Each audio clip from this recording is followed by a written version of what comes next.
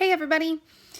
So I wanted to touch down. I was aiming to do this on Thursday, so it's a few days late, but I wanted to touch down about two things for this week. We are finally going to go over prepping for social get togethers. Obviously, holidays, with yesterday being Easter, what to do after the holiday.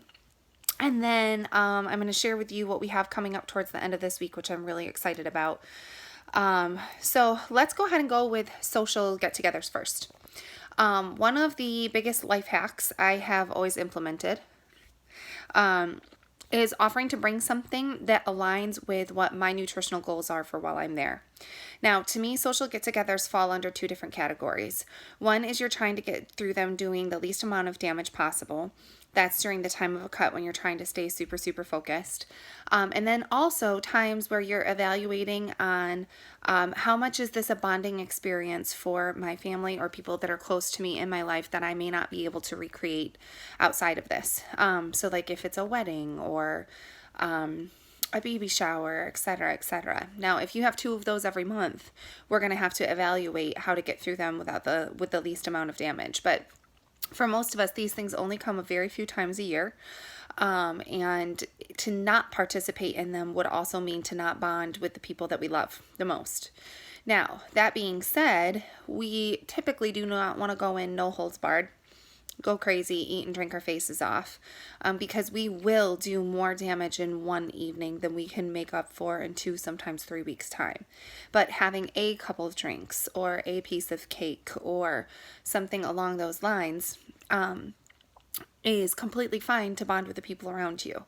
And with time, what I want you to do is as you partake in these experiences, I want you constantly evaluating what makes you feel good, bad, and somewhere in the middle. And that's where you can gauge what you decide to partake in.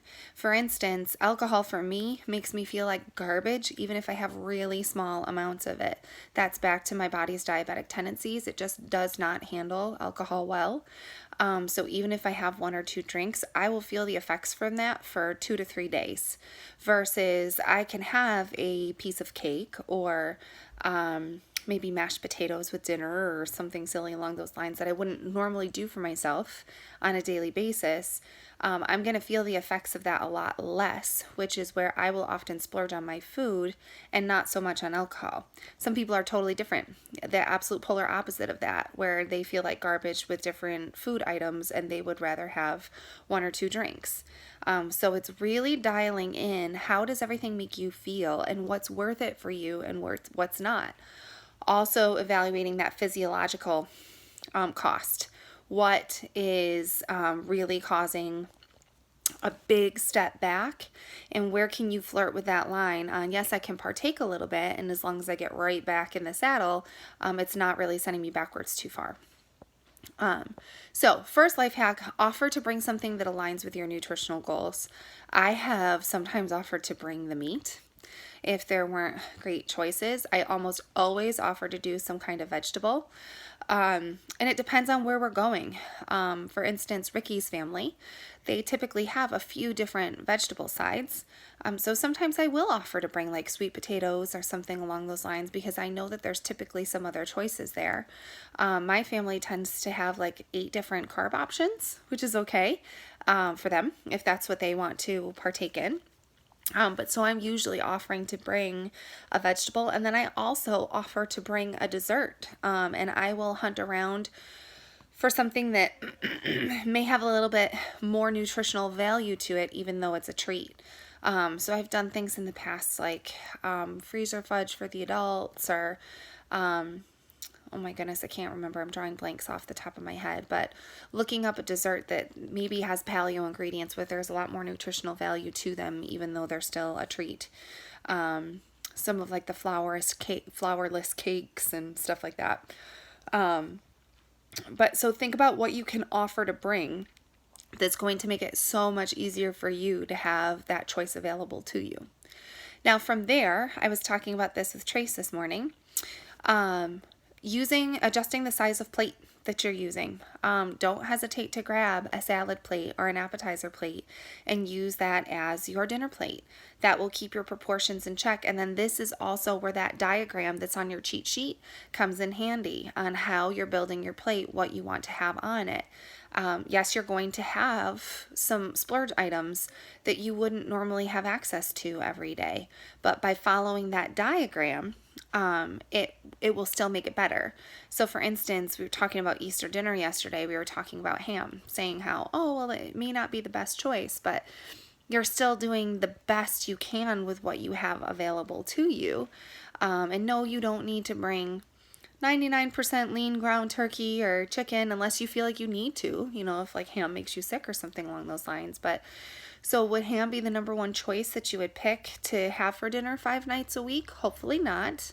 Lots of sodium and preservatives, and it's not very high quality protein.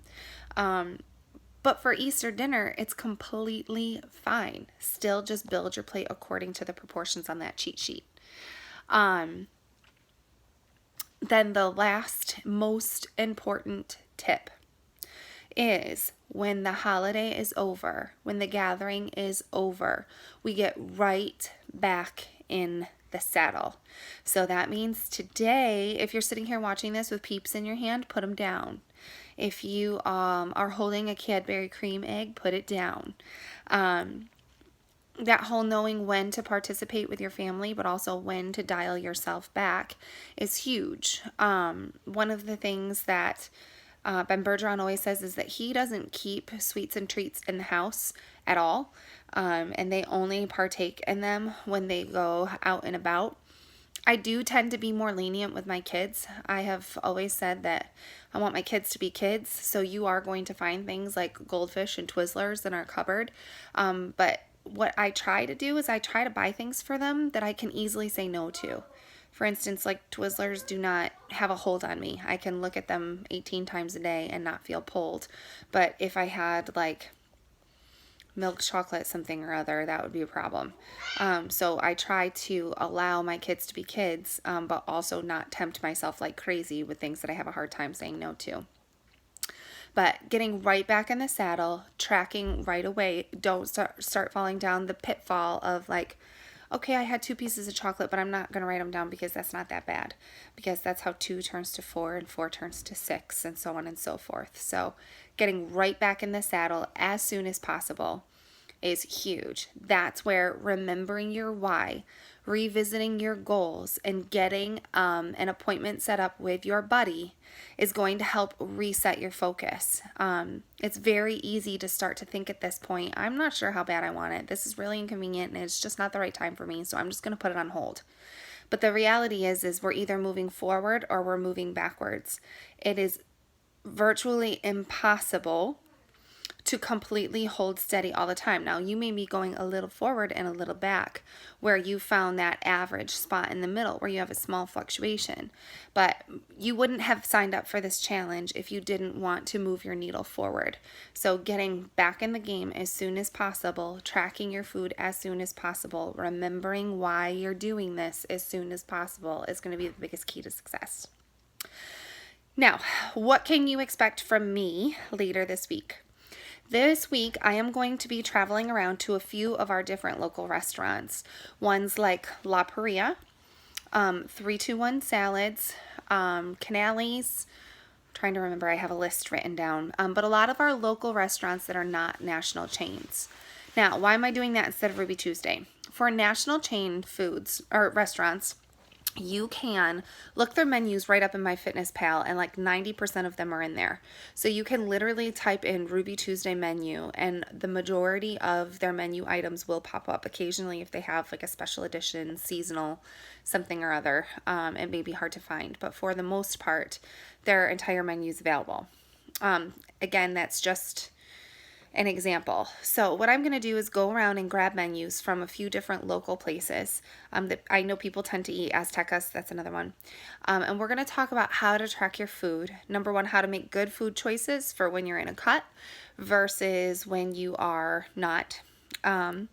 And then also how to track these items when you may not be 100% positive about what's sitting on your plate. So I will be pulling examples from menus from these places in town to help give you some choices and information for the next time you head out to these local establishments.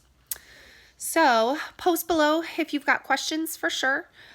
Get back in the saddle. Do not let Easter derail you. It's a great time of celebration and wonderful, sweet things, and that's okay. That's fine. What's done is done. If you feel like you backslid a little bit, that's okay. You get back up on those feet, you dust yourself off, and we're going to keep moving forward together. But let's go ahead and jump right back in with 2 feet and finish this thing strong. Thanks, you guys, and I hope you have a great rest of your night.